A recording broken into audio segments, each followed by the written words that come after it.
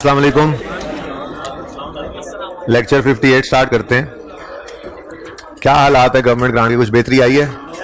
घर जाके हैं मिल नहीं रही गवर्नमेंट ग्रांट? घर जाके क्लास में सोते हैं आप? अच्छा, तो आप खोते हैं फिर बहुत कुछ लूज कर देते हैं। मैं ये कह रहा हूं, ठीक है, खो देते हैं, खोते नहीं हैं, खो देते हैं। अच्छा जी सुने, देखिए जी, क्लास के अंदर जो काम किया जाता है उसको दोबारा से जाके रिवाइज करना होता है। ये सबसे पहला होमवर्क जो होता है ये क्लास वर्क होता है। क्लास के अंदर जो नई चीज पढ़ते हैं, जाहिर सी बात है, जिंदगी में पहली बार अगर गवर्नमेंट ग्रांट नाम की चीज देखी और सुनी तो उसको घर जाके क्लास वर्क को दोबारा करना पड़ता है ना, ठीक है। हमने बात ये की थी कि गवर्नमेंट अगर कोई ग्रांट देती है रिलेटेड टू एसिड तो उसके दो ट्रीटमेंट्स हैं। पहली बात तो यह है कि थीम बेसिक क्या है कि गवर्नमेंट ग्रांट ने लायबिलिटी बनना है और जिस खर्चे की मद में वो आती है, जैसे जैसे वो एक्सपेंस आउट हो, हम इनकम बनाते जाते हैं ग्रांट को भी। तो फिर हमने कहा था अगर ग्रांट फिक्स एसेट से रिलेट कर रही है तो जिस दिन ग्रांट आती है उस दिन हम उसको लायबिलिटी के तौर पर रिकॉर्ड कर लेते हैं, और या तो उसे अलग रखा जाता है, एसेट को अलग रखा जाता है, एसेट अलग डेप्रिशिएट होता है और ग्रांट अलग इनकम में जाती है। या दूसरा ऑप्शन ये था कि हम ग्रांट को डिडक्ट कर देते हैं एसेट की कॉस्ट में से, एसेट कम हो जाता है, अब अलग से इनकम रिकॉर्ड नहीं होती, अलग से एक्सपेंस नहीं रिकॉर्ड होता, बल्कि एक्सपेंस ही जरा नेट होकर कम होकर रिकॉर्ड होता रहता है, ठीक है। इस सिनेरियो से रिलेटेड कोई क्वेश्चन है तो वो पूछें, कोई मसला है यहां तक तो है जी। उसके बाद हमने दूसरी चीज देखी थी ग्रांट रिलेटेड टू एक्सपेंसेस। इसमें मैंने कहा था कि जो फॉर पास कॉस्ट इनकर्ड हो वो तो इमीडिएटली चार्ज कर दो प्रॉफिट एंड लॉस को एज एन इनकम, ठीक है। और जो फ्यूचर कॉस्ट के लिए हो, जो अभी इनकर ना हुई हो, उनके लिए फिर स्टैंडर्ड ने कहा दो ऑप्शंस हैं, लेकिन उसमें ग्रांट को बहरहाल शो करना है लायबिलिटी के तौर पे। हाँ, जब उसको इनकम बनाना है तो दो ऑप्शंस हैं, प्रॉफिट एंड लॉस के फेस पर सेपरेटली एज इनकम नजर आए या एज डिडक्शन ऑफ एक्सपेंस करते हैं और फेस पर नजर ना आ रही हो, ठीक है। लेकिन अगेन जब ये रिसीव करेंगे तो उस दिन ये ग्रांट जो है ये लायबिलिटी के तौर पे ही होगी, और इसको जैसे जैसे वो रिलेटेड एक्सपेंस रिकॉर्ड कर रहे हैं वैसे वैसे प्रोपोर्शनेट बेसिस पर इसको भी इनकम में डालते जाएं, ठीक है। अच्छा बेटा प्लीज ये ऑन कर दें जी, ओके। उसके बाद ये ऑन कर दें यार, वो वाला एसी ऑन करवा दें, और अभी ऑन करवा दें और फिर क्लास से कोई बंद ना करे जी, जब मैं करवाना होगा तो खुद ही कह दूंगा, ठीक है। अच्छा जी, उसके बाद इस कॉन्टेक्स्ट में कोई क्वेश्चन है तो पूछें, कोई कंफ्यूजन है तो। दो एग्जांपल्स की थी मैंने पहले दिन, एग्जांपल 1 और एग्जांपल 2 जी। उसके बाद हमने बात की थी रीपेमेंट की, ठीक है जी। और फिर मैंने आपको कहा था एग्जांपल 5 और 6 भी कर लेना, साथ ही एंड पे कह दिया था शायद जाते जाते, चलो अगर कल ना कर सको तो आज जाके कर लेना, लेकिन बेल वाला सवाल जरूर करना। दो इंपॉर्टेंट कॉन्सेप्ट थे बहुत छोटे छोटे जिनको हमने डिस्कस किया था, वो थे फेयर वैल्यू, सॉरी उस पे नॉन मॉनिटरी ग्रांट, और दूसरा फॉरगिवेबल लोन्स, ठीक है। नॉन मॉनिटरी ग्रांट के बारे में जो हमने डिस्कशन की थी वो ये थी कि या तो उसको आप नॉमिनल वैल्यू पे रिकॉर्ड कर लो, यानी कि थोड़े से जो पैसे दिए हैं, ठीक है, और अगर फ्री ऑफ कॉस्ट है तो फिर 1 रुपए पे कर लो, लेकिन ऐसा कोई होता नहीं है। वो नॉर्मली अगर फ्री ऑफ कॉस्ट दे कोई चीज, कोई पीस ऑफ लैंड, कोई नॉन मॉनिटरी एसेट, तो साथ ही कह दिया करता है कि फेयर वैल्यू पे इसको रिकॉर्ड कर लें। बहरहाल ऑप्शंस दो हैं। हमारी एग्जाम्पल के अंदर 50 रुपए का एक एसेट था, गवर्नमेंट ने हमें 2000 रुपए में दे दिया था, तो ऑप्शन 1 क्या है कि आप नॉमिनल वैल्यू पे इसको रिकॉर्ड कर दो, यानी कि जो नॉमिनल रुपए 50,000 की चीज के सिर्फ 2,000 दिया, ऐसे उन्होंने कहा यार ये जरा आप ना चलान फॉर्म भर के जमा करा दो, कागजी कार्रवाई है, कानूनी कार्रवाई है, कानूनी फीस है, वो छोटी सी फीस जमा करा दो, ये प्लॉट ऑफ लैंड आपको अलॉट करते हैं, इस पर बनाओ बिल्डिंग। तो अब वो 2,000 रुपए नॉमिनल अमाउंट है, स्टैंड कहता है चाहो तो उसी पर इसको लैंड को रिकॉर्ड कर लो, इस एसेट को रिकॉर्ड कर लो, जो भी एसेट आया, ठीक है। तो हमने एंट्री की एसेट डेबिट कैश क्रेडिट 2,000। फिर स्टैंड कहता है अगर आपको तकलीफ है इस बात से कि जी ये तो 2,000 का तो एसेट है नहीं, तो 50,000 के हमने इसको फेयर वैल्यू पे रिकॉर्ड करना है, तो आप उस पर भी रिकॉर्ड कर सकते हो। उसमें फिर एसेट 50,000 से डेबिट हो जाएगा, कैश तो 2,000 से क्रेडिट हुआ है ना, तो बाकी 48 का आपको फायदा जो मिला है, इसको आज आप इनकम ना बनाओ, इसको आज आप डेफर्ड लायबिलिटी बना लो, और जैसे जैसे ये वाला एसेट एक्सपेंस आउट होता जाए वैसे वैसे आप रिलेटेड इनकम को भी, ग्रांट को भी इनकम में डालते चले जाओ, ठीक है। अच्छा इंपॉर्टेंट कॉन्सेप्ट था, लेकिन था इतना सही जितना मैंने आपको छोटी सी एग्जांपल किताब के अंदर थी उसके सोल्यूशन से दिखाया। और कितने बच्चे वैसे बेल वाला सवाल अटेम्प्ट करके आए हैं? बहुत कम है, ये बहुत कम है, और फायदा सिर्फ इन्हीं को होगा। आज की क्लास में मैंने ये सवाल डिस्कस किया। दोबारा हाथ खड़ा करें, मैंने अटेम्प्ट करके आया बोला है, मैंने ये तो कहा ही नहीं कि सारा सवाल 18 मिनट जैसे कहा था 18 × 1.8 करके करें, वो तो पता नहीं किसी ने किया होगा या नहीं। वो कितने बच्चों ने किया था टाइम लगा के 18 × 1.8 करके? वो एक भी नहीं निकला। खैर कितनों ने अटेम्प्ट किया है सवाल? अच्छा, कितनों ने पढ़ तो लिया था एटलीस्ट, बड़ी मेहरबानी, आप लोगों ने पढ़ भी लिया, ठीक है, ये आप लोगों की जरा नवाजी है, वरना ना चीज इस काबिल नहीं था कि आप उसकी बात मानते हुए सवाल को करके आते। खैर, दूसरी चीज हमने बात की थी फॉरगिवेबल लोन। फॉरगिवेबल लोन और loan lower than interest, market rate interest जो होता है, ये दो डिफरेंट चीजें हैं। मैंने आपको कहा था जो lower than market interest rate वाला लोन होता है, उसकी अकाउंटिंग जरा IFRS 9 में जाकर ही आप सीख सकते हैं, इसलिए उसकी अकाउंटिंग तो नहीं आनी, जितनी अंग्रेजी लिखी हुई है किताब के अंदर 2-3 लाइनें, वो सिर्फ एक बार पढ़ लेना, मैंने ये कहा था। हाँ, फॉरगिवेबल लोन की एग्जांपल हमने कर ली थी। फॉरगिवेबल लोन, गवर्नमेंट ने कहा था 1 लाख रुपए का लोन पकड़ो, अगर आपने कुछ कंडीशंस, स्पेसिफाइड कंडीशंस होती हैं, ये आपने सेटिस्फाई कर दी तो हम इसमें से 40,000 आपको माफ कर देंगे, फॉरगिव कर देंगे। तो अब लाख का लोन लिया, अब उसमें से अगर 40 ने माफ होना है तो ये इनकम ही है ना आपकी एक तरह से, ठीक है। तो शेयर ने कहा जी सारी की सारी, अब सवाल खामोश था, वरना अभी बेल वाले सवाल में जाकर देखते हैं हम इसको कि ये लोन अगर किसी एसेट से रिलेटेड है कि आपने वो एसेट इस्तेमाल करना है, तो फिर एसेट के साथ साथ ही इसको भी हम इनकम बनाएंगे। बार वो बेल वाले सवाल में देख लेते हैं जाके। फॉरगिवेबल लोन में हमने कहा था, ऑप्शन ए में हमारा ये सवाल था कि सवाल ने कहा कि 1 जनवरी 2001 पर ये लोन आया और इसी दिन उन्होंने फटाफट कंडीशंस मीट करके कहा लो जी गवर्नमेंट, मैंने कंडीशंस मीट कर दी। गवर्नमेंट ठीक है, 40 माफ। अब 40 माफ हो गया और तो कोई सवाल ने कंडीशन बताई नहीं हुई कि किसी एसेट से रिलेटेड है क्या, बस ठीक है, अब जिस दिन माफ हो गया उस दिन इसको इनकम बना दिया। और अगर इंटरेस्ट अब जाहिर है 60,000 का लोन है, 40 का तो है ही नहीं, उसी के ऊपर पूरा साल कैलकुलेट कर लिया था। लेकिन दूसरे सिनेरियो में हमने क्या कहा था जी, लोन आया लेकिन 9 महीने तक उनसे कंडीशंस ही मीट नहीं हुई, तो 9 महीने तक वो सारे का सारा लायबिलिटी ही रहा, 9 महीने का इंटरेस्ट भी फिर उसी हिसाब से निकला था, 10% पूरे 1 लाख रुपए पूरे लोन पे, ठीक है। फिर जब 30/9 को उन्होंने कंडीशंस को मीट किया तो हमने कहा चलो जी अब ये इनकम बना लो और बाकी के 3 महीने जो बचे हैं उनमें आप 60,000 के लोन के ऊपर इंटरेस्ट पे करो, क्योंकि 40 तो अब लोन रहा ही नहीं, ठीक है। ये एग्जांपल्स कितने बच्चों ने घर जाके की थी। देखें, क्लास वर्क सबसे बड़ा होमवर्क है, आप लोगों ने क्यों नहीं कुछ किया, क्या वजह थी, क्या हुआ था? टर्म टेस्ट, किस चीज का टर्म टेस्ट था? बिजनेस लॉ का। अच्छा चलें ठीक, चलें देख लेते हैं फिर। आज आ गया ना टर्म टेस्ट अब FAR 1 का, लग जाता है पता कि टर्म टेस्ट की कितनी टेंशन थी आपको, क्योंकि टर्म टेस्ट के लिए मैंने रिवीजन प्लान में IS 20 के 4 पास पेपर्स रखे हुए हैं, जिसमें से 4th में करवाने लगा हूं, 1, 2, 3 आज होमवर्क में है, ठीक है ना। तो अब आप ये नहीं कह सकते सर होमवर्क ना दें, टर्म टेस्ट है, टर्म टेस्ट की तैयारी के लिए ये 3 सवाल होंगे, ठीक है ना। ओके चलें जी, वैसे अफसोस हुआ आप लोगों ने सवाल को अटेम्प्ट करना पसंद ही नहीं किया। चलें नए सिरे से ही करते हैं, अब क्या इसको मिटाना। और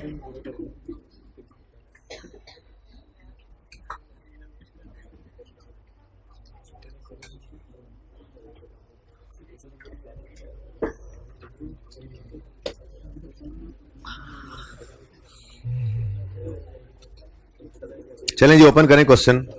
अल्लाह आपको जज़ाए खैर दे जो आप इतनी मेहनत करके आए इस सवाल पर, ये जिन जिन्हें मेहनत की उन्हीं को ही दुआ मिली है ना।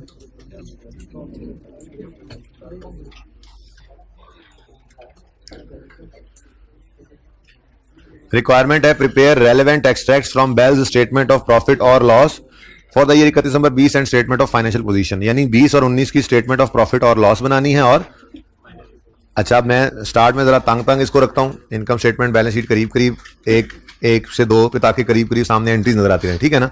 तो रिक्वायरमेंट है जी हमसे इनकी के statement of profit and loss account बना दो।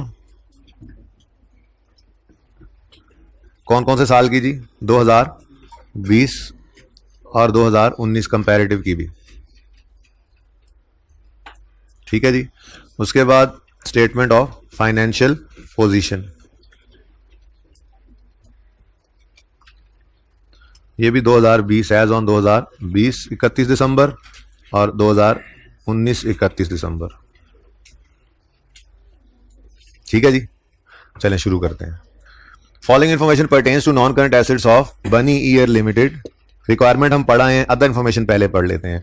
Bell uses cost model for subsequent measurement of PPE, all government grants are recorded as deferred income. ये इससे ज्यादा क्या कर सकता था? इस गवर्नमेंट ग्रांट का स्टैंडर्ड ना, इस स्टैंडर्ड में सारे, इस सवाल में तकरीबन सारे का सारा ही उसने टेस्ट कर दिया था। तो आज हम ये सवाल अगर अटेम्प्ट कर रहे हैं तो इसका मतलब यही है कि स्टैंडर्ड में और कुछ नहीं। हाँ, थ्योरेटिकली 2-4 बातें हैं। मैं आज इन्वेस्टमेंट प्रॉपर्टी शुरू करने का इरादा रखता था, लेकिन फिर मैंने ये सवाल खत्म करके बच्चों का जाओ आज तुम्हें टाइम पे छोड़ा, मैंने कहा कल नए जज्बे से नए सिरे से कुछ छोटी मोटी बात इसकी करनी हुई डिस्कस, वो करके हम फुल फ्लैज, जैसे पहले दिन हमने गवर्नमेंट ग्रांट की बात जो कर ली थी, अब वो थोड़ी बात एक दिन में सिमट गई, तो वो ठीक है, मेहनत करना पड़ी ज़रा 1-2 दिन, लेकिन जब मेहनत हो जाएगी उसके ऊपर तो वो आपका जो है ना वो कॉन्सेप्ट सारा का सारा क्लास के अंदर एक बात हुई हो तो वो बैठ जाता है दिमाग में। तो इसी तरह से छोटा सा स्टैंडर्ड IAS 40 है, लेकिन उसको फिर मैंने आज मिक्सअप नहीं किया, थोड़ा सा मैंने आज स्पेस दे दी कि चलो आज एक और दिन गवर्नमेंट ग्रांट को बच्चे हजम कर लें, ठीक है। कोई छोटी मोटी बात है, जाहिर है एक चीज़ नहीं आती है प्रैक्टिस में, जब आप करते हैं एक दिन में थोड़ा कम समझ आता है, दूसरे दिन में थोड़ा बेहतर होता है, तीसरे दिन में जाके चीज़ें समझ आने लगती हैं, तो नई चीज़ मैं ना फेंकूँ, वो अलग दिन ही रख लें, आज का दिन फिर गवर्नमेंट ग्रांट को आप दे सकें, ठीक है ना। तो इंशाल्लाह कल इन्वेस्टमेंट प्रॉपर्टी शुरू कर लेंगे। तो Bell uses cost model for subsequent measurement of property, plant and equipment. आज तसल्ली से सिर्फ एक यही सवाल किया। All government grants are recorded as deferred income and part of it is transferred to income each year. Useful life of factory, building and manufacturing plant has been estimated at 25 and 10 respectively. ठीक है, तो ये कुछ general information थी, और मेरे ख्याल में सबसे आसान, पिछली क्लास में सवाल डिस्कस करने के बाद मैं जिस नतीजे पे पहुंचा हूँ, सबसे आसान जो है वो मैन्युफैक्चरिंग प्लांट है, ठीक है, और इसकी रिलेटेड ग्रांट भी है। Manufacturing plant was purchased on 1 अगस्त 2020, मतलब 19 में था ही नहीं, चलो 19-20 का है ना उसने, तो ये सिर्फ 20 में ही आएगा, ठीक है। एट अ कॉस्ट ऑफ 400, आपका अपना नंबर, ठीक है जी। 240 million was finance through interest free loan from government, शुक्र है इंटरेस्ट फ्री है, ठीक है। The loan will be forgiven if plant is operated for at least 4 years by Bell. Loan will be forgiven if plant is operated for at least 4 years। इसका मतलब condition attach की हुई है कि प्लांट को 4 साल इस्तेमाल करना है, तो फिर ये जो 240 का फॉरगिवेबल लोन है, ये government forgivable loan government grant होती है, ठीक है ना। इसको आज आप सारा इनकम नहीं बना सकते, इसको आप आज लायबिलिटी के तौर पे रिकॉर्ड करोगे, और जैसे जैसे प्लांट डेप्रिशिएट होगा वैसे वैसे ये डेफर्ड ग्रांट इनकम बनती जाएगी। लेकिन एंट्रीज को जरा देख लें, तो 420 की एंट्री क्या होगी, एसेट का नाम बोल दो, प्लांट डेबिट कैश क्रेडिट 420 से, और दूसरी तरफ इस 240 की एंट्री होगी कैश डेबिट और डेफर्ड ग्रांट क्रेडिट, ठीक है ना। आगे लिख लेंगे वहां बैलेंस शीट में जाकर कि ये डेफर्ड ग्रांट प्लांट से रिलेटेड है, ठीक है जी। तो ये 2 एंट्रीज करनी है। उसके बाद फिर 1 अगस्त 2020 को ये प्लांट आया है, तो अगस्त, सितंबर, अक्टूबर, नवंबर, दिसंबर 5 महीने 20 वाले साल में ये डेप्रिशिएट होगा, तो 5 महीने के ही बराबर हम इस डेफर्ड लायबिलिटी को इनकम में ट्रांसफर कर देंगे। बस ये प्लांट की एडजस्टमेंट है टोटल जी। क्या गवर्नमेंट ग्रांट लायबिलिटी ही होती है, डेफर्ड लायबिलिटी। डेफर्ड ग्रांट का मतलब यही है, लायबिलिटी। नाम जो मर्जी लिख लो, आप अनअर्न्ड ग्रांट लिख लो, आप एडवांस ग्रांट लिख लो, अल्टीमेटली सबका मतलब है। मैं डेफर्ड ग्रांट, जरा नाम एक लिख लिया पहले दिन, तो बस वही यूज कर रहे हैं। आपको मुश्किल लगता है क्या ये नाम, कंफ्यूज करता है? अच्छा, तो आपको जो नाम कंफ्यूज नहीं करता आप वो लिख लिया करें, ठीक है। बस लायबिलिटीज में लिखना, डेफर्ड लिखो, अनअर्न्ड लिखो या एडवांस लिखो, ठीक है जी। नॉन करंट एसेट्स होंगे, और उसमें अब हमारा आएगा प्लांट, ठीक है। उसके बाद 2019 में तो ये है नहीं, मैं 2020 की सिर्फ इसकी वर्किंग शो कर दूंगा, ठीक हो गया जी। उसके बाद नॉन करंट लायबिलिटीज में हमारी डेफर्ड ग्रांट आएगी। डेफर्ड नाम याद रखो ना बेटा, डेफर का मतलब होता है कि अभी नहीं, हमने इसको फ्यूचर के लिए डेफर कर दिया। ऐसी इनकम जो डेफर कर दी जाए, आज तो इनकम नहीं ना बनी, तो वो एडवांस या अनअर्न्ड है, ठीक है। बहरहाल जो आपको दिल करे आप नाम लिख सकते हैं। ये डेफर्ड ग्रांट रिलेट करती है जी प्लांट से, ठीक है। और ये भी 19 में कोई नहीं है, ये भी 20 में ही आई है, ठीक है। इधर से एसिड की एंट्री होगी, और उसके बाद 2 चीजें आएंगी यहाँ पर। अभी भी जरा दूर हो गया, मेरा दिल था, चलो 2 चीजें आएंगी। एक होगा डेप्रीसिएशन एक्सपेंस। डेप्रीसिएशन एक्सपेंस की हेडिंग दे देते हैं, जिस जिस एसेट की डेप्शन आती रहेगी। फिलहाल प्लांट की डेप्रीसिएशन आएगी, उसके बाद ग्रांट इनकम होगी। फिर जो चीजें आती जाएंगी ना, मैं इसको आगे बढ़ाता जाऊंगा। ये करीब इसलिए रखा ताकि आप प्लांट की तो सारी एंट्रीज कम से कम सामने हो, फिर जैसे जैसे बात बढ़ती जाएगी इसको हम फैलाते जाएंगे, ठीक है। मैं फैलाता जाऊंगा, आप लोगों ने तो पूरा एक दफा ही लिखना होता है, ठीक है ना। तो ग्रांट इनकम में ये प्लांट की रिलेटेड ग्रांट जो डेफर की हुई है, इसको हम इनकम में फेंकेंगे, ठीक है। तो जरा जल्दी से अपने पास ये नोट करें। अच्छा, तकरीबन 2 को एसेट और हैं डेप्रिशिएट होने वाला, पता नहीं 1 हो या 2, आई थिंक 1 और एसेट था। डेप्रिसिएशन आएगी, उसके बाद ग्रांट्स 2 और भी हैं, वो इनकम में जाएंगी। 3 लाइनें हो गई, फिर को 2-3 लाइनें एक्स्ट्रा, को 5-6 लाइन, ये जितना लिखा हुआ है ना, डेप्रिसिएशन के नीचे 3-4 लाइनें छोड़ दो, ग्रांट के नीचे 3-4 लाइनें छोड़ दो, उसके नीचे फिर मजीद 3-4 लाइनें छोड़ दो, यानी कोई टोटल कोई 10 एक लाइंस जो हैं वो प्रॉफिट एंड लॉस के लिए छोड़ दो, उसके बाद बैलेंस शीट की हेडिंग बना दो। नॉन करंट एसेट्स में हमारा प्लांट है या लैंड आ रहा है, पहली एडजस्टमेंट में बिल्डिंग होगी, सिर्फ 4-5 लाइनें वर्किंग करनी है तो 6 लाइनें इसके लिए जोड़ दो नॉन करंट एसेट्स के लिए और बाकी नॉन करंट लायबिलिटीज के लिए। ठीक है, एक ट्राई करो जरा जल्दी प्लीज, टाइम कम है, जरा जल्दी से।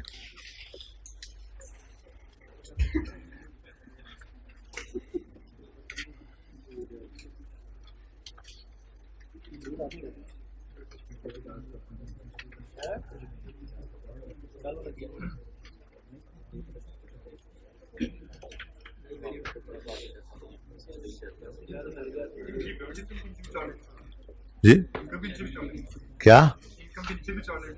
हाँ जी इनकम मैं कह रहा हूं कि स्टेटमेंट प्रॉफिट और लॉस लिखे टोटल 10 एक लाइनें आपने छोड़नी है। डेप्शन एक्सपेंस लिखें, उसके नीचे 3 लाइनें छोड़ दें, वर्किंग शर्किंग भी करनी पड़ती है 4 छोड़ दें। ग्रांट लिखें, उसके नीचे 5 लाइनें छोड़ दें और उसके अलावा भी 2-3 लाइनें, 10-12 लाइनें छोड़कर फिर बैलेंस शीट है। अगर एक पेज पे इनकम स्टेटमेंट एक से बैलेंस बनानी तो आपकी मर्जी, पेज दरमियान से आधा भी कर सकते हैं आप, अगर थोड़ा स्मार्टली चलना चाहते हैं तो आपकी मर्जी है।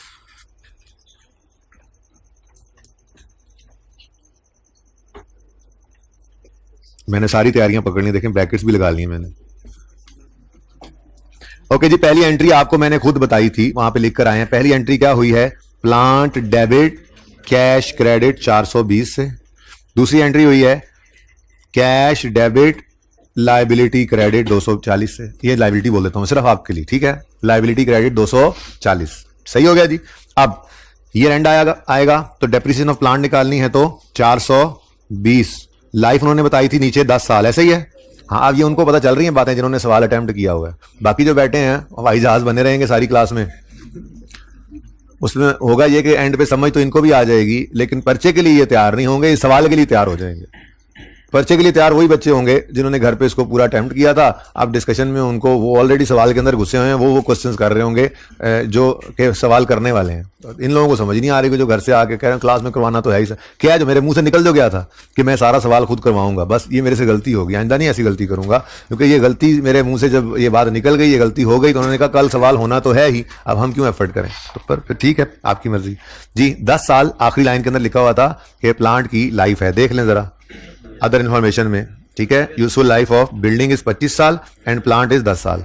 तो डिवाइडेड बाय 10 करेंगे तो 1 साल की डेप्रिसिएशन आएगी इनटू 5/12। 5/12 क्यों जी? 5 महीने ये इस्तेमाल हुआ है जी।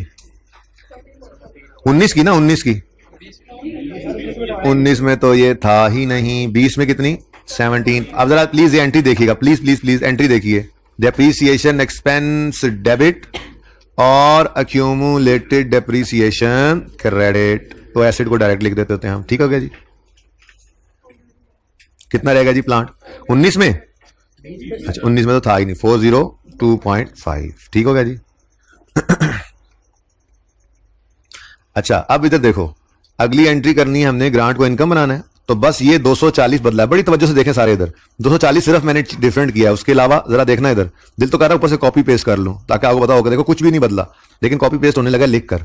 डिवाइडेड बाय नशर, हशर की तरह नशर, डिवाइडेड बाय 10 इंटू, सोचा भी नहीं फिर मैंने, बस 5/12। मैचिंग कॉन्सेप्ट यही तो कहता था, ठीक है? अब 10 इधर ना लिखो, एंट्री लिखनी है, मैंने डबल एंट्री पास करनी है। इधर देखना सारे तवज्जो से जी। लायबिलिटी डेबिट मतलब कम, लायबिलिटी डेबिट और इनकम क्रेडिट, ठीक हो गया जी। 19 में कुछ भी नहीं था। अब ये लायबिलिटी 19 में तो थी ही नहीं ना, ठीक है? 20 में जो आई थी क्लोजिंग डेट तक कितनी रह गई है? 230 की। लें जी, ये है प्लांट की टोटल एडजस्टमेंट, इसके अलावा और कुछ भी नहीं है प्लांट से रिलेटेड। इतनी सी ही बात थी, बगैर कोई वर्किंग की। एंट्रीज मैंने बोली जरूर हैं, लेकिन एंट्रीज यहां पर ये ब्रैकेट्स में लिखी हुई हैं, ये भी एंट्रीज लिखी, डबल एंट्री पास की होती है हमने एग्जामिनर के लिए, ठीक है ना? ये डबल एंट्री पास हुई होती है। कंफर्टेबल? ये जी ग्रांट रिलेटेड टू एसेट, और रखना अलग है क्योंकि उसने कह दिया नेट नहीं करना, ठीक है?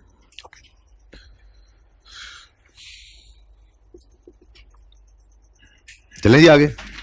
उसके बाद जनाब ये सफा है, ये अगला सफा खत्म हो गया अब, ठीक है? इसमें और कुछ नहीं, अदर इन्फॉर्मेशन पहले पढ़ रही है। अब ये सफा है जी हमारा, और following information pertains to non current assets of Bell, land है और फैक्ट्री बिल्डिंग है। लेकिन ये एक ही है, एक इसलिए है कि गवर्नमेंट ने अलॉट ही ये लैंड किस लिए किया है, ताकि फैक्ट्री बिल्डिंग बने, और फिर नीचे वही फैक्ट्री बिल्डिंग बन रही है, ठीक है? पढ़ते हैं। In January 19 government allotted a piece of land to Bell subject to condition that Bell will establish the factory on it. The land was recorded at its fair value of 100 million. तो इसकी entry बनेगी cash debit और आज liability credit, ठीक है जी, cash debit liability credit, जिसका नाम deferred grant हमने रखा हुआ है 100 से, ठीक है जी। अब ये बिल्डिंग बनेगी, डेप्रीशिएट होगी, तो ये ग्रांट भी इनकम में जाएगी। 19 में आके खामोशी से पढ़ा रहना है इसने, इसमें से कुछ भी इनकम नहीं बननी। क्यों? क्योंकि जिन्होंने सवाल पढ़ा ये उनको बातें कर रहा हूं सारी, ठीक है ना। क्यों? क्योंकि जो फैक्ट्री बिल्डिंग है ये 1 मार्च 19 पर शुरू होकर 30 जून 20 पर कंप्लीट हो रही है। हमारा साल पहला 19 वाला 31 दिसंबर 19 पे खत्म होना है, बिल्डिंग कंप्लीट नहीं हुई होनी, ठीक है। कैपिटल वर्क इन प्रोग्रेस आना है। बहरहाल फिलहाल तो लैंड वाली 100 रुपए की ग्रांट की रिकॉर्डिंग करते हैं। तो ये डेफर्ड ग्रांट, इसको कलर चेंज ना कर लें इसका, डेफर्ड ग्रांट, ये लैंड है, लैंड की रिलेटेड, ठीक है ना। तो डेफर्ड ग्रांट 2019 में आई, मैं लिख देता हूं। एंट्री बोलेंगे, नहीं एंट्री बोले ना, 100 के 100 तो फिगर है, एंट्री बोले। एंट्री बोलते हुए आप लोगों को क्यों डेथ पड़ती है? एंट्री बोले। कैश डेबिट, कैश प्रेजेंट नहीं करते एक्स में, कैश डेबिट लायबिलिटी क्रेडिट, ठीक हो गया। उसके बाद हमने जब डेप्रिसिएशन करनी है बेटा, तो डेप्रिसिएशन होनी है बिल्डिंग की, बात समझ रहे हो।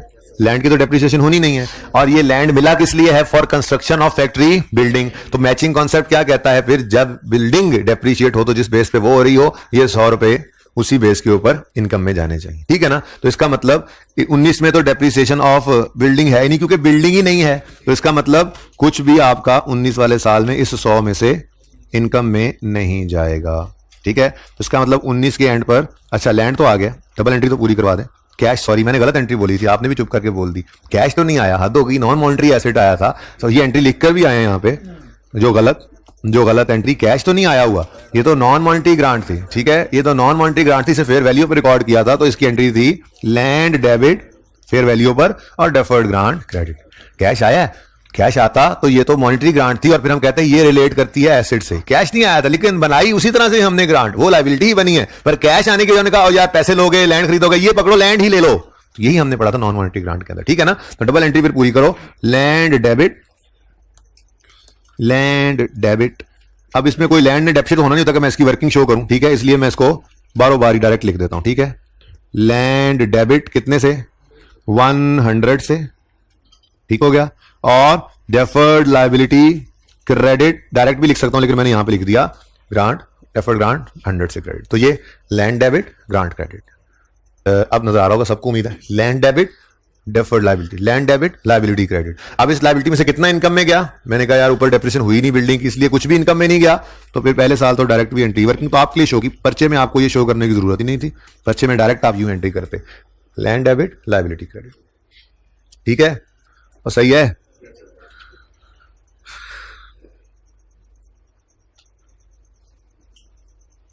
चलें आगे। ले जी, अब ये लैंड जो है ना, एक मजे की बात बताऊं, मुफ्त के नंबर मिस ना करना, ये लैंड 2020 में भी 100 पे ही होना है। लैंड तो डेप्रिशिएबल एसेट ही नहीं है ना, ठीक है, ओके। हाँ, ये इंशाल्लाह अगले साल कुछ ना कुछ इनकम में जाएगा, क्योंकि बिल्डिंग अगले साल हो जानी है कंप्लीट, ठीक है। जब कंप्लीट हो जानी है तो फिर उसने होना है डेप्रिशिएट, उसने डेप्रिशिएट होना है तो फिर इस ग्रांट भी इनकम में जाना है, ठीक है, ओके। तो 20 के लिए इंशाल्लाह ये वर्किंग हमें करनी पड़ेगी, ओके। 19 वाली की जरूरत नहीं, तो सिर्फ आपको समझाने के लिए मैंने लिख दी, पर्चे में लिखने की जरूरत नहीं होगी आप, ठीक हो गया जी। चले, अच्छा जी, अब कहानी आगे बढ़ाते हैं। लैंड की जो एडजस्टमेंट थी इट इज ओवर, अब सिर्फ उसकी ग्रांट की इनकम के अंदर ट्रांसफर है, वो उसके लिए हमें इंतजार है बिल्डिंग के कंप्लीट होने का, ठीक है। तो अब बिल्डिंग की तरफ मूव करते हैं। फैक्ट्री बिल्डिंग से पहले वाली जो बात है वो सारी खत्म हो चुकी है। कोई मसला है तो बताएं, कोई मसला है तो बताएं। इसका मतलब अब हमारी एडजस्टमेंट सिर्फ ये रह गई है, ये बस, ठीक है। इतना आसान सवाल था ना, ठीक है।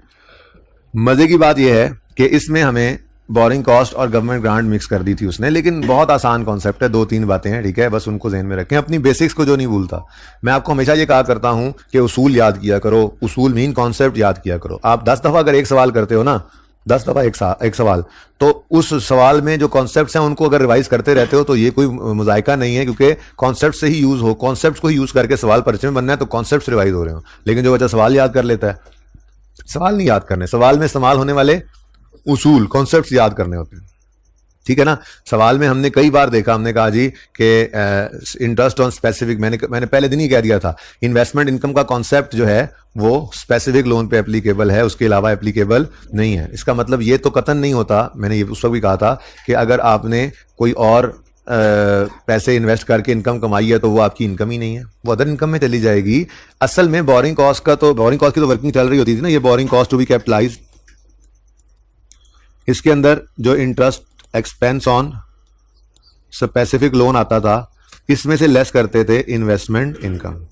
तो ये जो इन्वेस्टमेंट इनकम कॉन्सेप्ट है ये सिर्फ स्पेसिफिक लोन पे एप्लीकेबल है। मैंने आपको कहा था कि जनरल लोन पे भी एप्लीकेबल नहीं है, कोई इक्विटी पे भी नहीं है, और आज सुन लो गवर्नमेंट ग्रांट पे भी नहीं है। लेकिन इसका मतलब ये तो नहीं है कि अगर आपका कोई जनरल लोन में पैसे वेले पड़े हुए थे, मिसाल के तौर पे आपने उसे इन्वेस्ट करके इनकम कमाई तो वो आपकी इनकम नहीं है, या गवर्नमेंट ग्रांट के जो पैसे हैं वो पैसे आपके पास वेले पड़े हैं, आपने वहीं इन्वेस्ट करके उन पे इनकम कमाई है तो वो आपकी इनकम नहीं है, या इवन इक्विटी के पैसे आपके पास सरप्लस पड़े हैं, आपने इन्वेस्ट किया और इनकम कमाई है तो वो आपकी इनकम नहीं है। आपकी इनकम वो है, वो इस वर्किंग में माइनस होने की इजाजत नहीं है। तो यहां जो माइनस नहीं हो सकती वो फिर आपके प्रॉफिट लॉस में अदर इनकम में चली जाती है। बच्चों इसके अंदर से भी तो सारी की सारी कैपिटलाइज नहीं होती थी यहां पे आकर। अगर आपकी कमेंसमेंट से पहले वाली या सीजन के बाद वाली कोई इन्वेस्टमेंट इनकम होती थी तो वो भी यहां पे नहीं आती थी, वो भी कहां जाती थी, अदर इनकम में जाती थी, ठीक है ना। बहरहाल इसके अंदर सिर्फ यही पॉइंट था जो कंफ्यूज कर सकता था आपको। एनीवेज सवाल पढ़ना शुरू करते हैं। ऑन 1 मार्च 19 से पहले मैं आपको पढ़ाना चाह रहा हूं, the project was finance through government grant of 200 million and running finance facilities. का मतलब स्पेसिफिक लोन था ही नहीं, तो कमेंसमेंट में लेटर ऑफ वाला चक्कर ही कोई नहीं, ठीक है। लेटर ऑफ की बजाय हमें रिसीट पेमेंट मैंने बनवा दिया पिछली क्लास में, हालांकि कोई जुबानी करना चाहे तो कर सकता है, लेकिन मैंने बनवा दिया पिछली क्लास में सिर्फ इसलिए मैंने कहा बच्चों देख लो, रिसीट पेमेंट बनाकर रिसीट पेमेंट से हमें एक तो इन्वेस्टमेंट इनकम के लिए बैलेंस अवेलेबल मिल जाता है, और दूसरा जनरल लोन की कितनी अमाउंट पे हुई और किस दिन पे हुई ये फिगर भी मिल जाती है, ठीक है ना। तो बहरहाल ये सारी डिस्कशंस को करते करते बहरहाल नतीजे तो इस पे पहुंचे कि हमें चाहिए क्या, हमें तो बहरहाल कॉस्ट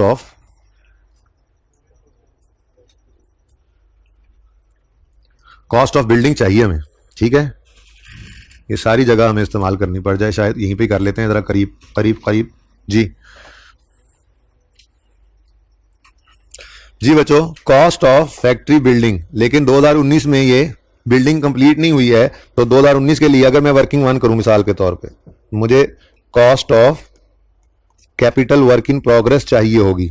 माना कि वो बिल्डिंग का है, पर फिलहाल तो कैपिटल वर्क इन प्रोग्रेस ही हुआ ना। अब आपको याद होगा कि इसमें क्या कुछ आया करता था, याद होगा आपको। ये है उसूल को रिवाइज करना। हमेशा हम ये बातें बोलते रहते थे, कॉस्ट ऑफ एसेट में क्या आना है, फिर कंप्लीट नहीं तो CWIP मतलब डेप्रीशिएट नहीं होगा, ये सारे कॉन्सेप्ट्स ही होते हैं।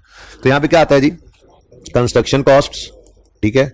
उसके बाद कंस्ट्रक्शन कॉस्ट, उसके बाद भाई बस यही तो बात है, वो याद हो गया जो याद करना था। सवाल पूरा पढ़ बैठे हो, नहीं पढ़ा तो देख लो। यहां पे क्या है जी, कंस्ट्रक्शन स्टार्ट हुई है, ये पेमेंट्स आ रही हैं, ठीक है। उसके बाद ये गवर्नमेंट ग्रांट है और ये विड्रॉल्स हैं, उनकी रनिंग फाइनेंस के अंदर से विड्रॉल में वो कह रहा है, और ये वो रनिंग फाइनेंस की डिटेल है, ठीक है ना। तो इसका मतलब कि कोई परमिट फी, कोई मैप फी नहीं है। एक और बात भी मुझे याद आ गई जो हम किया करते थे, जो जनरल लोन वाला मामला होता था उसको डिब्बा लगा लेते थे और कहते थे भाई तुम साइड पे रहो, तुम्हारी जरूरत हमें पड़ेगी सिर्फ जाके कब, जब हमें तुम्हारी अमाउंट मिल जाएगी कि जनरल लोन से पेमेंट कितनी हुई है, और फिर हमें उस अमाउंट के ऊपर डेट ऑफ पेमेंट से सीजेशन तक कोई रेट लगाना हो तो सिर्फ तब हमें डिब्बे तुम्हारी जरूरत पड़ेगी, फिलहाल तुम डिब्बे बंद ही रहो।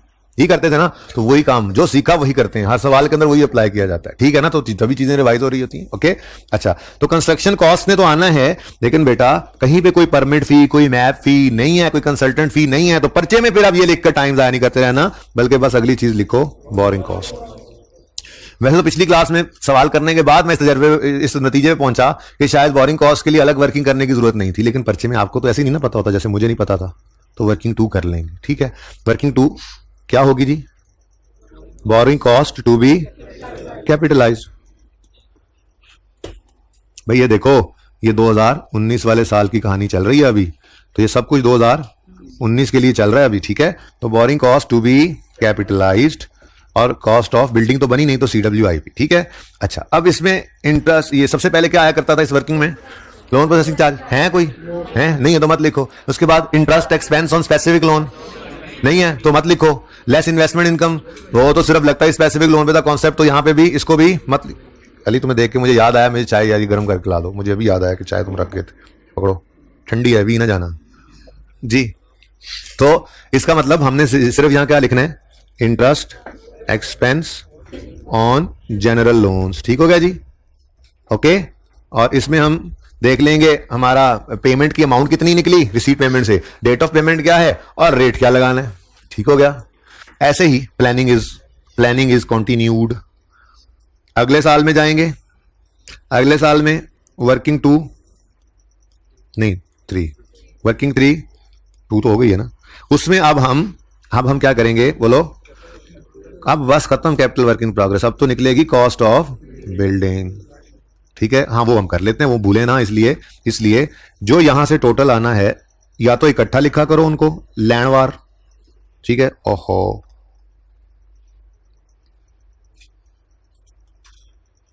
ठीक है, या फिर आपने कोई ना कोई निशानी जरूर लगा लेनी है कि ये फिगर सबसे पहले यहां पर लिखो, कहीं भूल ना जाओ, ये वो लूडो वाला सांप बना लिया करो, ठीक है।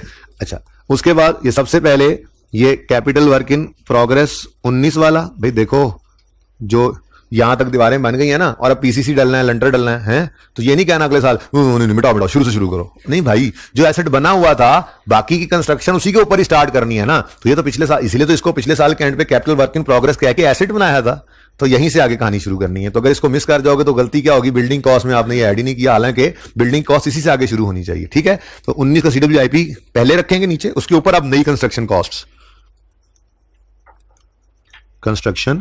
कॉस्ट्स आ जाएंगी, और फिर इस साल की भी बोरिंग कॉस्ट होगी, और इसके लिए अब वर्किंग 4 जाहिर है, अब वर्किंग 3 की गया तो फिर वर्किंग 4 भी करनी पड़ेगी। Working 4 boring cost to be capitalised 2020। तो इसमें फिर वही कुछ और आना नहीं है, interest expense on general loan. तो भाई इतना आसान सवाल था कि क्या बताऊं, ठीक है। अच्छा 2 से 3 बार सवाल पढ़ें तो प्लानिंग होती है जाके सवाल की। जो बच्चे समझते हैं ना कि 2 दफा सवाल पढ़ने से टाइम जाया हुआ, असल में वो सवाल शुरू कर देते हैं और फिर टाइम जाया करते हैं। तो जो 2 से 3 बार पढ़ के सवाल की तरफ आता है ना, उसका पेपर के उस तकरीबन उस आधा जवाब तो उसका वहीं से बना हुआ होता है, प्लान हुआ होता है, दिमाग के अंदर चीजें चल रही होती हैं, और वो तकरीबन पासिंग मार्क्स जो है उसमें से फिर ले जाता है। तो 2 दफा सवाल पढ़ने से पहले तो शुरू करना ही नहीं चाहिए आपको, ठीक है। अच्छा जी, यहां से जी हमारे पास बिल्डिंग की कॉस्ट आ जाएगी, ठीक है, और फिर उसको डेप्रीशिएट कर लेंगे तो फिर अल्लाह खैर सला, और क्या रहेगा, बस फिर उतने उस हिसाब से ग्रांट को भी इनकम बना लेंगे। अब ये एडजस्टमेंट है यहां से, ये अगर सवाल नजर आ रहा है तो अच्छी बात है, नहीं आ रहा है तो अपनी किताबें खोल लें, ठीक है जी। On 1 March 19 Bell started construction of factory building, the construction work was complete on 30 June, payments related to construction of factory were as follows. भाई मेरा मशवरा तो यह मुफ्त के जो नंबर मिले वो ले लिया करो। पहला बिल 1 मार्च को आया, दूसरा 1 अगस्त को आया। मैं तो पेमेंट की बात ही नहीं कर रहा, हालांकि उसने पेमेंट कहा है, मैं तो कह रहा हूं बिल पकड़ो, बिल, क्योंकि बिल हमारे साल में आ गया तो इसका मतलब इतनी बिल्डिंग हमारे साल में बन गई है। तो पहले साल के अंदर तो ये 2 बिल ही आए थे, 130 जमा 190 टोटल, ये 320 वाले नंबर तो ना मिस करें, ये तो मिल गए, बोरिंग कॉस्ट भी निकलती रहेगी। उसके बाद तीसरा बिल आया है 1 जनवरी को जाके, ठीक है, तो इसलिए जनवरी ये 2020 वाले साल में, जनवरी 2020 में आया ना, ठीक है, तो फिर ये 2020 की कंस्ट्रक्शन कॉस्ट के अंदर मैंने ये जाकर लिखा 180, और फिर आखिरी बिल 1 जुलाई को आया 100, तो टोटल हो गया, तो ये वाले नंबर तो पकड़ो, ठीक हो गया, ये समझ आया है, क्लियर है, चलो। अच्छा जी, उसके बाद जनाब अब रह क्या गया, बस borrowing cost to be capitalise ही निकालनी है, और उसके लिए आपको पता है अब मुझे जरा रिसीट पेमेंट बना लेना चाहिए, और रिसीट पेमेंट बनाने के लिए मुझे नंबरिंग चाहिए होती है, लेकिन उस नंबरिंग में ये लाल डब्बा नहीं आता। आपको पता ही है कि जनरल लोन का आना, उसका जाना, उसके इंटरेस्ट का जाना, हमारी वजह से जाते हैं बाढ़ में, हमें तो सिर्फ बाकी चीज़ों का, ठीक है ना, कंस्ट्रक्शन पेमेंट्स होती हैं, interest on specific loan, loan का प्रिंसिपल स्पेसिफिक वाले का, लोन का आना जाना, ये सब ले रहे होते हैं जनरल लोन के बाद। तो नंबरिंग के लिए ये डिब्बा हमारे लिए रेलेवेंट नहीं होता कभी भी, इसलिए तो डिब्बा लगाने की आदत लगाई हुई है आपको, ठीक है ना। अब नंबरिंग करें तो नंबर 1 1 फरवरी 19 को है, लेटर से शुरू करने की कोई जरूरत नहीं है, स्पेसिफिक लोन तो है नहीं। अच्छा है ये 200 मिलियन का बैलेंस भी बता देगा कितना अरसा आउटस्टैंडिंग रहा और फिर पेमेंट के बाद बाकी कितना अरसा रहा, ताकि वहां से मैं इन्वेस्टमेंट इनकम निकाल सकूं। ठीक है ना, इन्वेस्टमेंट इनकम तो निकलनी है ना, क्योंकि उसने कहा हुआ है कि unused funds from government grant are invested in saving account at 8% पर एनम, तो इन्वेस्टमेंट इनकम तो आनी है। वो अलग बात है कि वो हमारी बोरिंग कॉस्ट वाली वर्किंग में नहीं जानी, लेकिन इनकम तो इधर ही आनी है। इनकम तो प्रॉफिट एंड लॉस के अंदर इनकम में जा सकती है कि नहीं जा सकती? जा सकती, ठीक है। तो 1 फरवरी को हमने नंबर 1 लगा दिया, जज़ाकल्लाह भाई। उसके बाद क्या हो रहा है भाई? 1 मार्च को जाके मैं पानी पी लूं जरा, 1 मार्च।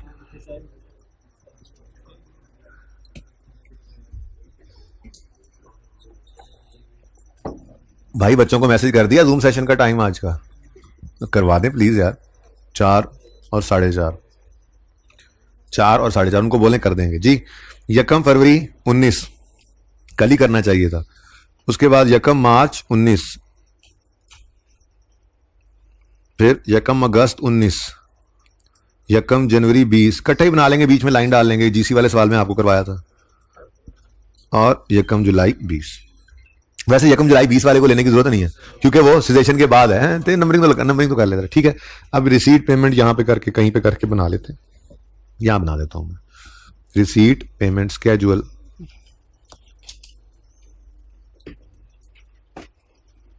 Date, description. भाई तुमने सवाल अटेम्प्ट किया था घर पे?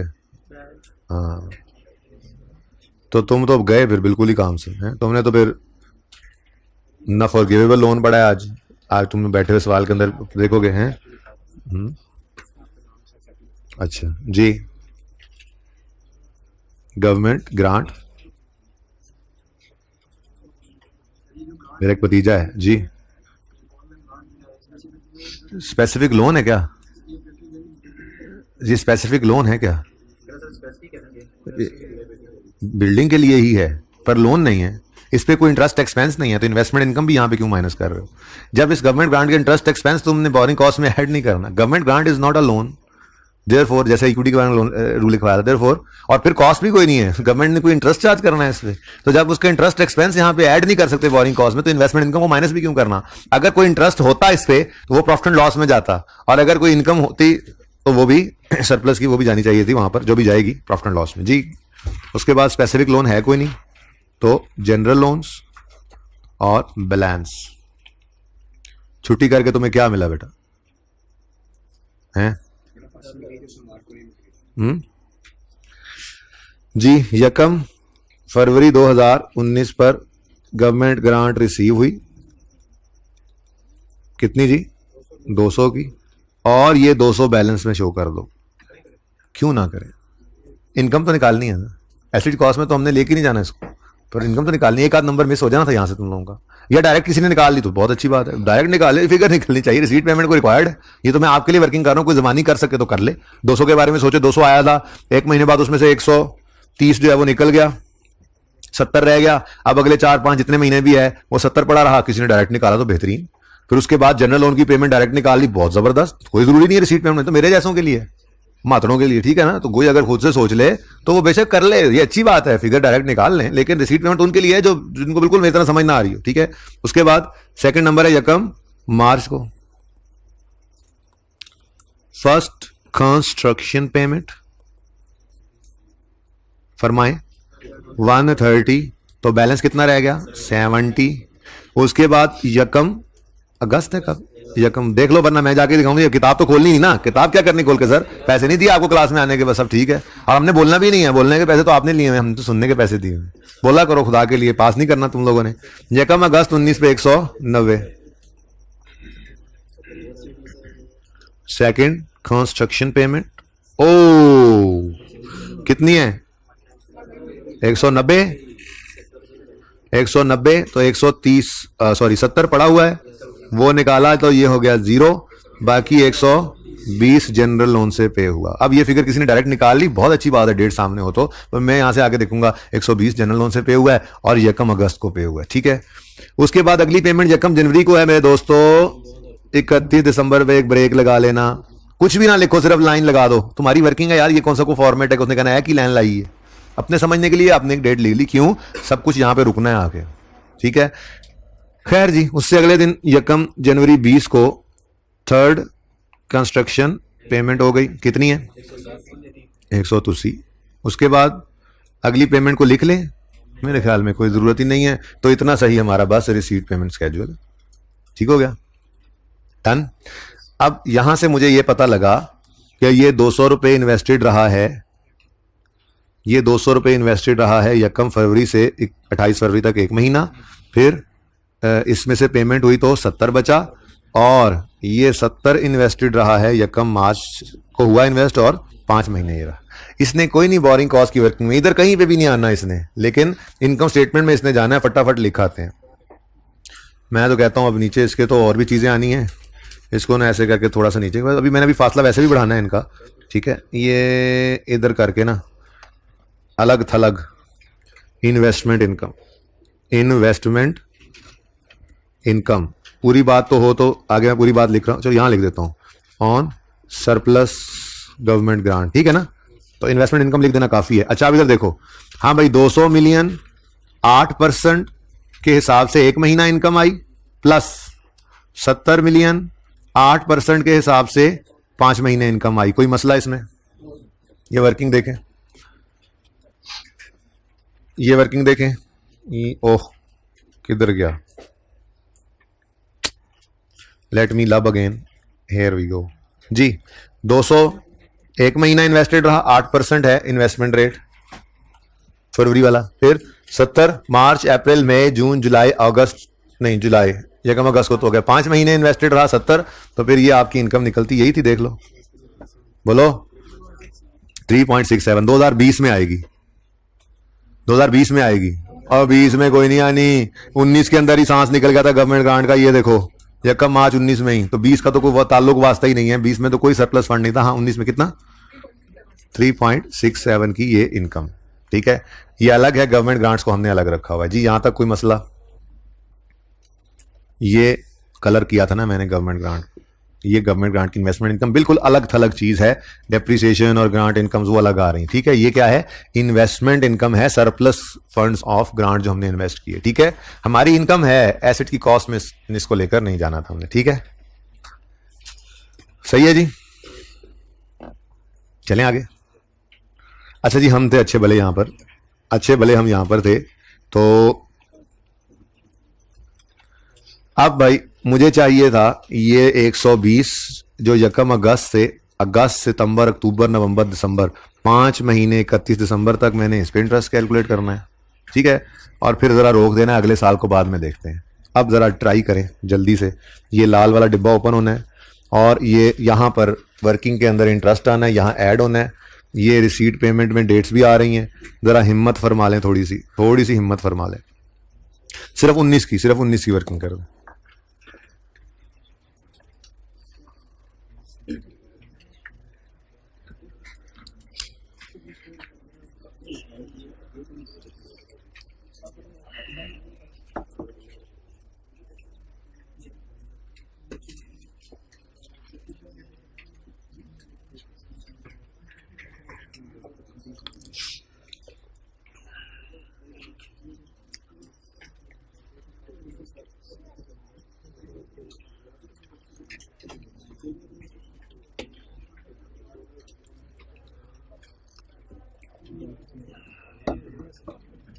जी बच्चों 120 यूज होगा, और 120 पर जो रेट लगना है वो एवरेज आउट करना पड़ेगा। कुछ खुदा का खौफ करो। बैंक ए वाला लोन यकम जनवरी को आया था, और बैंक बी वाला लोन तो यकम जनवरी 20 को जाके आया, यानी 19 के साल में ये वाला लोन तो है ही नहीं, बी लोन। तो इसका मतलब पहले साल में तो एवरेज रेट निकालने की जरूरत ही नहीं थी, ये 12% अवेलेबल है, इसी को यूज करना था, पहली बात, ठीक है। तो फिर बैठे हैं एवरेज निकाल रहे, पता नहीं किस चीज की, 12% इंटू, हाँ भाई ये यकम अगस्त से अगस्त सितंबर अक्टूबर नवंबर दिसंबर, इसीलिए मैंने जरा पॉज लिया था, मुझे पता था ये चवल आपसे लग जानी है जी। 5/12 को सस्पेंशन तो है नहीं कि फासला रखें जी। अच्छा आप देखो, इतना सा सवाल था, ये टोटल बोरिंग कॉस्ट, ठीक है। बहुत माजरत बेटा, मैं ये सवाल उधर नहीं करवा सक रहा, लेकिन आप लोगों को ये वाला सवाल वैसे ही पसंद है। आई एम सफरिंग फ्रॉम नहीं पेन जी 326, हाँ नॉट स्टैंडिंग। अच्छा जी, ये 326 क्या है? Capital work in progress. तो यहाँ पे आए हम और यहाँ पे आके हमने इसको कोई बखरा जाई रंग करिए। चलो वैसे बिल्डिंग ने भी इसी से ही आना है, कैपिटल वर्क इन प्रोग्रेस को भी हम इसी से ही कर लेते हैं। Capital work in progress of building है और ये वर्किंग नंबर कौन सी है? 1 में निकाला है ना हमने, ये देखो, ठीक है 326। 19 में 20 में तो बिल्डिंग ने कंप्लीट हो जाना है, तो बिल्डिंग आने लग जाएगी, CWIP नहीं आएगा। ये तो 326 जो है ये तो 2019 में कैपिटल वर्क इन प्रोग्रेस। 20 में क्या होगा? 20 में बिल्डिंग ही बन जानी है। जब बिल्डिंग बन जानी है तो फिर उसकी कॉस्ट वगैरह निकालेंगे और फिर उसको डेफिसिट वगैरह भी करेंगे। तो बिल्डिंग पिछले साल में नहीं थी, इस वजह से कैपिटल वर्क इन प्रोग्रेस आ रहा था। ठीक है, ये बात समझ आती है? अच्छा, ये तो हो गया। फिलहाल इसको जरा नीचे ले आए थोड़ा सा, क्योंकि बिल्डिंग की जरा वर्किंग भी हमें करनी पड़नी है। अच्छा जी, अच्छा बच्चों, उसके बाद अगली बात मैं तो कहता हूं पूरी कर ही देते हैं ये बात। यहां पे पढ़ लें 19 के अंदर क्या कह रहा है जी। 19 में कह रहा है बैलेंस ऑन 31 दिसंबर 19 250 है इस लोन का। इसका क्या कर सकते हैं हम पॉसिबली? ये बात मैंने क्लास में की थी। मैंने ये कहा था कि अगर रनिंग फाइनेंस का क्लोजिंग बैलेंस दे देना और बैलेंस शीट मांग ले। मुझे ये बात अच्छी तरह याद है जब मैंने शायद जीसी वाला सवाल किया था, लेकिन चूंकि डिस्कशन में बात होती है ना, ऐसे चलते चलते निकल जाती है, तो उसको कभी आप याद नहीं भी रख पाते। तो इसलिए वो बात अब जब सामने आ गई तो इंशाल्लाह आप जिंदगी भर याद रहेगी। जिन्होंने सवाल अटेम्प्ट किया उनको याद रहेगी, उनको तो पता लग गया बस ठीक है, अगली बार उनको फिर भूली होनी है। ठीक है, तो इंटरेस्ट ये रनिंग फाइनेंस का क्लोजिंग बैलेंस एज ऑन 31 दिसंबर 19 250 रुपए की लाइबिलिटी है। तो ये हमारी करंट लाइबिलिटी है प्यारे बच्चों। ये करंट लाइबिलिटीज के अंदर हमने इसको शो करना है। ओहो, एक ग्रांट नहीं हमने लिखी, कौन सी वाला? यही अभी 200 वाली जो आई थी, भूल गया मैं, बिल्कुल भूल गया मैं। कौन सी वाली? ये बिल्डिंग वाली भाई। ये 2019 में तो थी नहीं ना, 19 में थी, सॉरी 2019 में आई थी।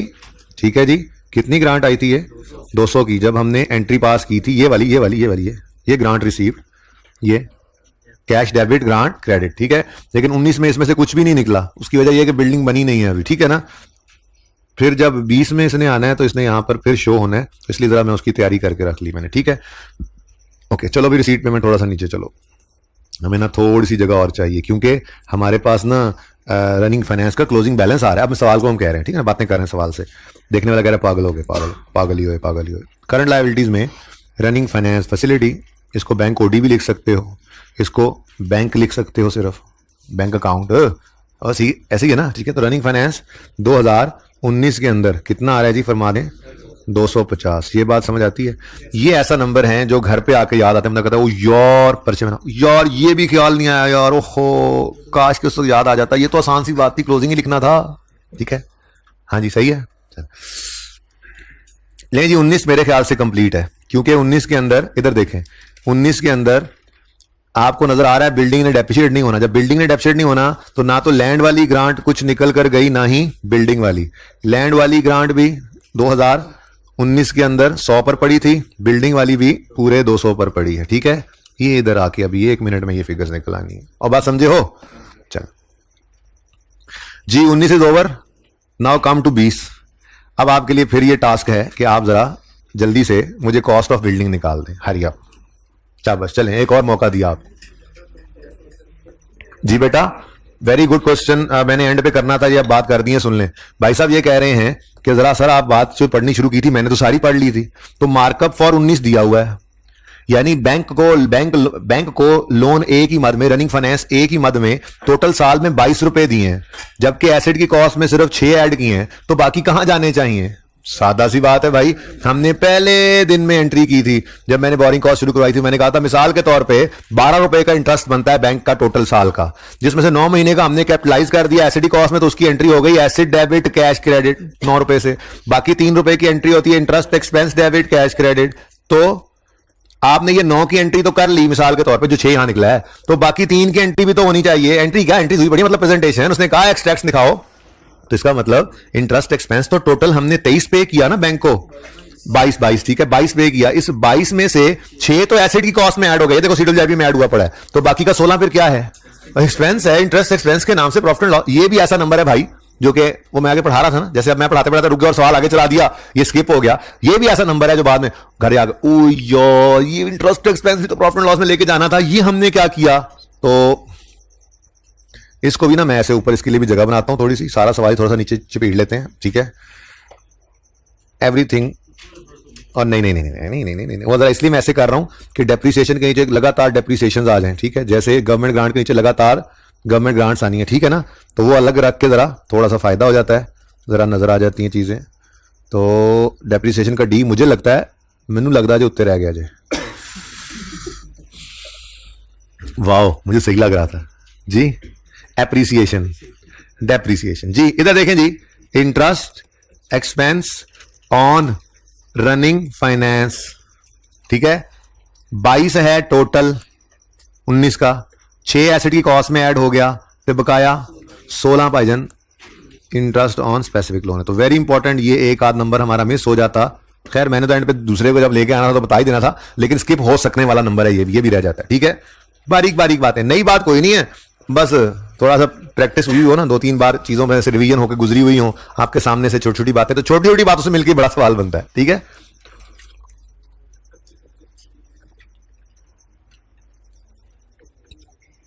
आप समझ रहे हैं मैं चाय पी रहा हूं? नहीं, मैं वेट कर रहा हूं, आप लोग ये निकाल के दे रहे हैं मुझे।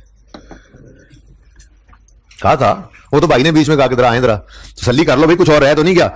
अगला तो ये तो 20 शुरू हो गया ना, इससे आगे तो भाई 20 शुरू हो गया। 19 की कहानी बस ऊपर ऊपर ही थी, नीचे तो बैलेंस ऑफ 20 है, एवरेज बैलेंस ऑफ 20 है, इंटरेस्ट एक्सपेंस ऑफ 20 है।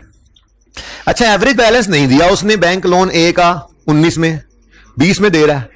एवरेज की जरूरत ही नहीं थी ना, वो लोन आउटस्टैंडिंग और वो निकाल के तो वो तो हम एवरेज कैपिटलाइजेशन रेट निकालते थे ना, उसकी जरूरत ही नहीं पड़ी, ठीक है ना, इसलिए वहां पे नहीं दिया। चलो भाई ये ग्रीन से नीचे नीचे वाला मामला है, ये आपके सामने है, सब कुछ आपके सामने है, एवरीथिंग। शेती शेती करें, एक ही सवाल कर रहा हूं, देखें आज याशियां लगी हुई हैं आप लोग।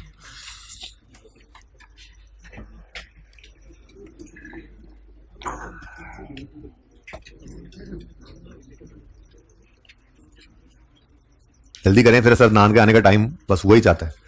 वैसे मैंने सर को कह दिया सर आपने कुछ नोट करना था तो आ जाए करें, आज तो मैंने वैसे ही नहीं उठना, तो फिर भी कोशिश यही थी कि 40 तक क्लास खत्म करनी है। अभी 7-1 मिनट बात खत्म होगी, सवाल तो खत्म है बस जी। बच्चों इधर देखो भाई, सबसे पहले तो 326 को इधर लिखना था आपने, ठीक है। 326 को लिखना मत भूलना। ये बिल्डिंग पिछले साल बन गई थी, तो इस साल में बिल्डिंग कॉस्ट में इसको ना डालना है तो बेवकूफी होगी, बेवकूफी।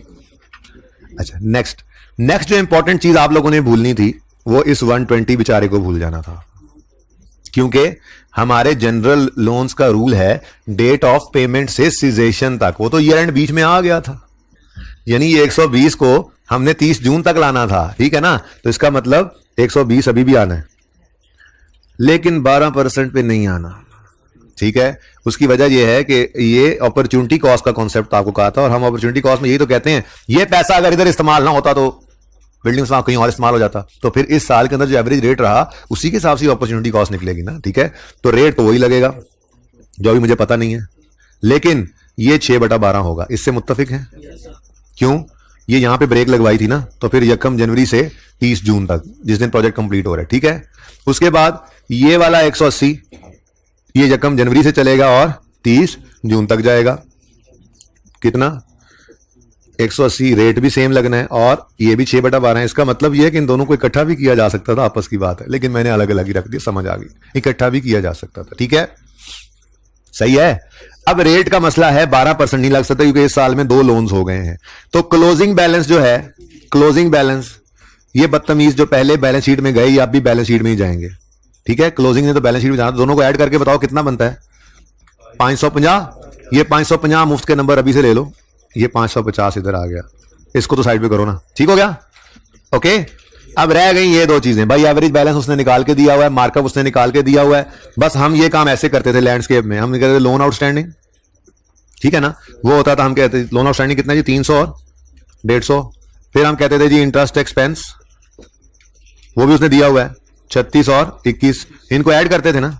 चलो अब यहां पे ऐसे कर ही लिया तो 450 और 57। असल में तो इसको यहां पे टोटल कर लेना चाहिए था बस हमें, 350, ये कितना हो गया 450 और ये कितना बन गया 57। तो हमें ये रूल यहाँ पे ये काम करने की जरूरत ही नहीं थी, ये हुआ पड़ा था, पर मैंने जरा आप लोगों का बिल्कुल वैसा ही काम हो जाए जैसे आपने सीखा हुआ था, इसलिए मैंने ये भी कर दिया। अब आप इंटरेस्ट निकाला करते थे रेट, तो आप कहते थे जी ये 57 को डिवाइड करो 450 से और मल्टीप्लाई कर दो 100 से, तो आंसर इज 12.67% बच्चे कह रहे हैं जी। ठीक है, तो ये 12.67 रेट आपका ये यूज होना था यहां। ठीक है, इसके लिए कोई वर्किंग का मैंने रेफरेंस तो कोई नहीं दिया, आपने देना है तो दे दें, कोई इसको वर्किंग नंबर कुछ कह दें, लेकिन सिर्फ इतनी सी वर्किंग थी, ऊपर वाला मैंने वैसे ही किया एडिशनल, सिर्फ ये वर्किंग आपने शो करनी थी। ठीक है ना, ये टोटल यहीं पे हो गया 450 का, वहां पे हम जो जरा पोर्ट्रे में करते थे, ये लैंडस्केप के अंदर अवेलेबल थी फिगर्स, बस अवेलेबल थी सारी, तो बोरिंग कॉस्ट भी सारा रिवाइज किया आज हमने जी बच्चे। क्योंकि बेटा इस साल में 2 लोन्स हैं, ए भी है और बी भी है, तो जनरल लोन अगर 2 हैं तो ये तो पूल है, इसमें से जब पैसे निकले हैं तो इस साल में निकले हुए पैसे हैं तो फिर एवरेज आउट ही करना था। पिछले साल में एक इसलिए था क्योंकि लोन ही एक था, वरना तो हमारा रूल ही है जनरल लोन्स के लिए हम एवरेज कैपिटलाइजेशन रेट निकालते हैं। भाई मैंने कहा रजिस्टर बंद करो यार, कितने तुम बदतमीज लोग हो यार, थोड़ी सी गैरत भी होनी चाहिए इंसान जी। बता दें जरा, टोटल 19 आ गया, यही है जी बस 19 625, बड़ी टोटल फिगर आ रही है 19,6। हमारे सवालों में बोरिंग कॉस्ट वालों में तो मुसीबत पॉइंट इतने और पॉइंट इतने और पॉइंट कितने पता नहीं है, सीधी फिगर आ रही है 6 19। जरूरी नहीं है बच्चे में सीधी फिगर है, बच्चों के सवाल ही थे वो भी जो किए थे हमने जी। तो ये 625 क्या है, ये किधर गया, ये है जी बिल्डिंग की कॉस्ट। वर्किंग नंबर कौन सी बनी है, 3 बनी है मेरे ख्याल से, वर्किंग 3 है ये, वर्किंग 3 625। ठीक है, ये तो वर्किंग 4 से 19 आया ना, तो 625, लेकिन ये 625 ओहो इधर नहीं लिखते, ये 625 को ये 2020 में आया ना, ये 625 को इधर ले आओ। ठीक है, और यहां लिख दो वर्किंग 3। क्यों यहां पे लिखा मैंने 625 को, अब होगा डेप्रीशिएट। अच्छा, अब इसकी खूबसूरती चेक करो, 3 चीजें इसके इंतजार में है। लेट मी बना सम जगह फॉर तीसरी चीज ऑल्सो। ये भाई पिछली क्लास में ना ये मैंने सवाल ये मत समझे, देखें आप लोगों की सहूलत के लिए होता है, वरना ये सवाल तो ऐसे हुआ पड़ा है, करीब कर लिया गया था ये देखें। ठीक है ना, तो मैं आपके लिए ये स्टेप बाय स्टेप करके चल रहा था कि पहले जरा प्लांट की सारी एंट्री सामने आ जाए, तो प्लीज इसको, इसमें कोई हंसने की बात में समझ नहीं आती, ही मिनट बाद ही सॉरी नहीं वैसे मिनट के बाद ओके, इतनी कुछ जगह पे 2 ग्रांट्स और आनी है ऐसे। लो भाई, इतनी को खूबसूरत बात अब होने लगी है कि ये देखो, ये बिल्डिंग ने तशरीफ आवरी जब की है तो 2 ग्रांट्स एकदम से अब रोला डाल देंगी। क्यों, बिल्डिंग कितने की आई है, कॉस्ट 600, इसकी लाइफ सवाल ने दी हुई है एंड पे जाकर 25 साल, और ये किस दिन कंप्लीट हुई है, 30 जून पे, तो 6/12 करना है। अब जैसे ही हमने बोलो कितनी ये एंट्री की ना 12.5 से, डेप्रीसिएशन एक्सपेंस डेबिट और बिल्डिंग क्रेडिट 12.5 से है, कितना आता है 612 पॉइंट।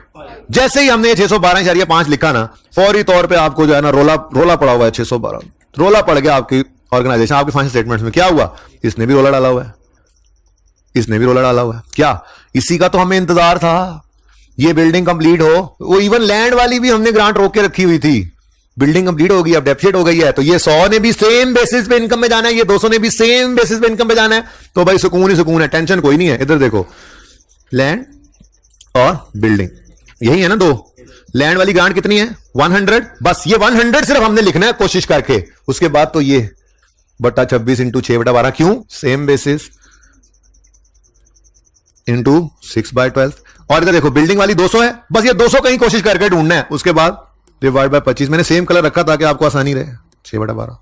अब बताएं जी, लैंड वाली कितनी इनकम में गई, 2। पहले मैं इधर नीचे से ले जाऊंगा, मैं एंट्री पूरी करना चाह रहा हूं। इधर देखें जी, इधर देखें, वो 100 पे ही पड़ी थी अभी भी। ठीक है, ये डेबिट लायबिलिटी क्रेडिट इनकम, पिछले साल में कोई इनकम नहीं बनी, बिल्डिंग नहीं थी, डन। दूसरी कितने बनती है जी, वो 4 बन जाएगी एग्जैक्टली। तो इधर देखो 20 में 200 ही पड़ी थी, डेबिट लायबिलिटी क्रेडिट इनकम।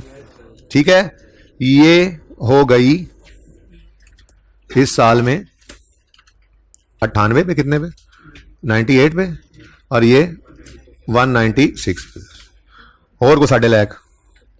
ये तस्वीर बना लो पहले इसकी, ठहरो एक काम करते हैं, ठहर जाओ, एक मिनट। बिल्डिंग डेप्थ शीट हो गई है ना यार, लैंड डेप्थ शीट होती नहीं है।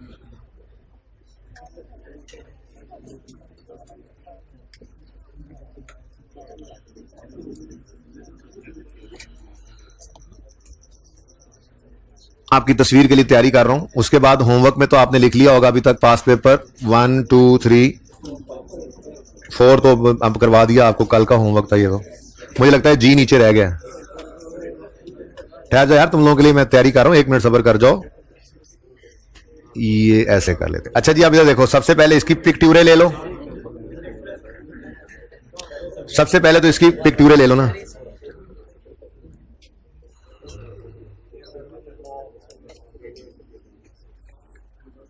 ठीक है,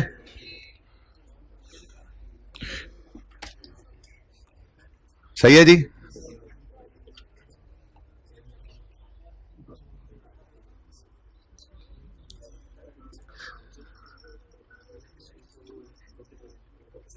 बना सेल्फी दिया और तस्वीर इधर खींच रहा है यार, बस भी कर दो यार, तो बुक में भी है वैसे सोल्यूशन।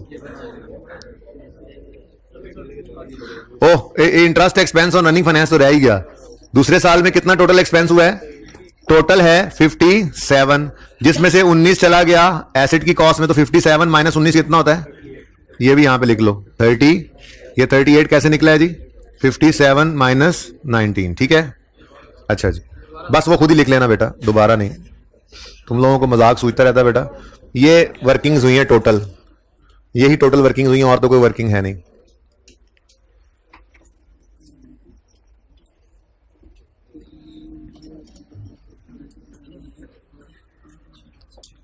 ठीक है जी।